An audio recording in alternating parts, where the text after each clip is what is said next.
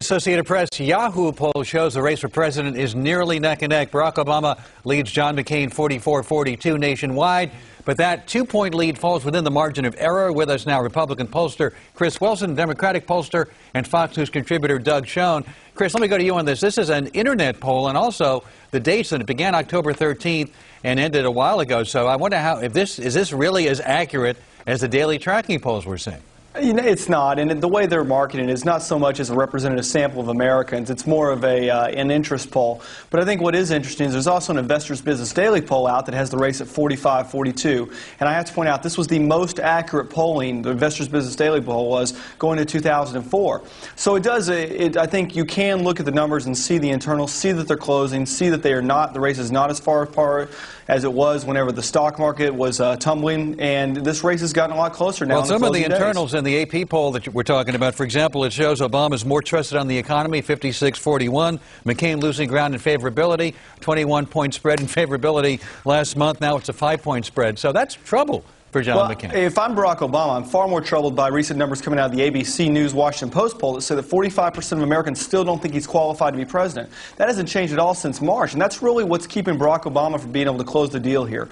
Until he can show Americans that he is qualified, then you're going to see this race stay where it is. You're going to see him stay under 50, and you're going to see McCain very well poised to win on Election Day. Doug, do you see the polls closing as the AP poll suggests, or is that poll not as relevant as some of the other things out there? Well, it was also a panel survey, Alan, which means they went back to people they interviewed 8 times, which really pollutes the data. I think it's a 5 or 6 point lead. I think Barack Obama has a steady lead in virtually all the battleground states. It's certainly competitive. To me, the number that's most important is Barack Obama's vote, which is somewhere around 49-50%. So it isn't a 13-point race. I don't think it's a 2-point race. I think it's a competitive race where Obama has a clear advantage. And Chris, isn't the issue the electoral votes? And you look at the electoral map, and various people have put out different estimates on the electoral map, and Obama is leading and practically clinches it in every one.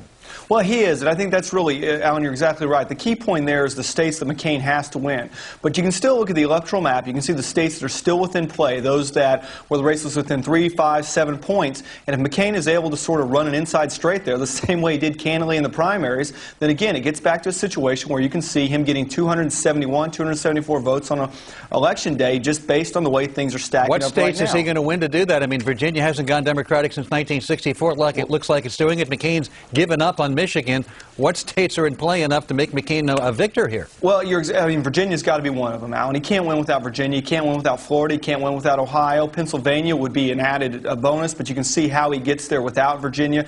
Without Pennsylvania, assuming he were to win Colorado and Nevada. These are all races that are really within the margin of error. And if McCain's able to strike there, then again, you see a situation where he can get to 271, 274 on Election Day. All right, Doug, how likely can he strike in those particular states enough to put him over the top? Well, yeah, without spin, Alan, it is an inside straight.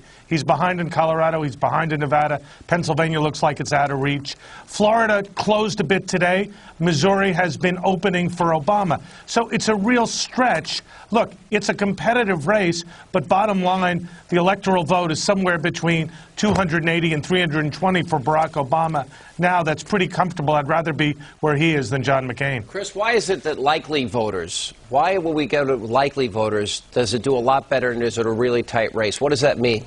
Well, I could spend hours talking about that, which obviously you don't want to hear, but the bottom line is when you get down to your more educated voters, which is who likely voters are, those who are more likely to turn out, those who have done research regarding issues, you do see an electorate that it tends to be historically more Republican. And I think that's why you see these big discrepancies between a lot of media polls that do registered voters and some of the internal ones like Doug and I do that are more likely voters. I'll give you a perfect example. In 1980, on October 27th, Jimmy Carter led Ronald Reagan by 3 points in the New York Times polling. You can look at that and see registered voters. You can look at that and see exactly and Reagan won by how many? 10. Yeah, but I went back and I looked at all these past races, and we had the same problems in 76, 80, 84, 88, 92. I mean, this is almost every election cycle. It is. They've gotten it way wrong, and usually almost all the cases in Democrats' favor.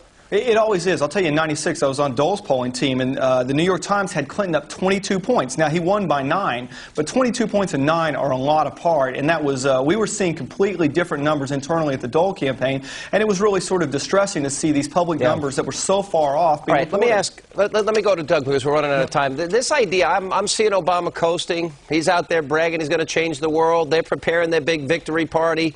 He's drinking champagne and eating Iranian caviar without preconditions, according to the New York Post. That's pretty funny. You like that? If he's coasting to victory and he's going to change the world, is he getting a little? Sean, I don't think that's here? the case. Good rhetoric, not the reality. What's happening is Obama's got more people on the ground, more ads, and a more aggressive operation, because the polls show the bigger the turnout, I agree with the that. better But wait a minute, Barack's that's not my do. point. You're answering a different question. I'm saying coasting. publicly, for those people that are watching him preparing the victory party, eating caviar, saying to the world he's going to change the world, and mocking Joe the plumber. Only in your mind is he doing that. I know. You look at the rallies, you look at the ground operation, the phone banks, the advertising. He's got a much more robust campaign. I still don't get the unrepentant terrorist thing. So who am I? I don't get sitting in Jeremiah Wright's church for 20 years. What do I know? But the electorate gets economic crisis. That's what's driving this election. I know. It was the Community Redevelopment Act of the Democrats. Election for Obama. Hey, All right, coming up, liberals dig into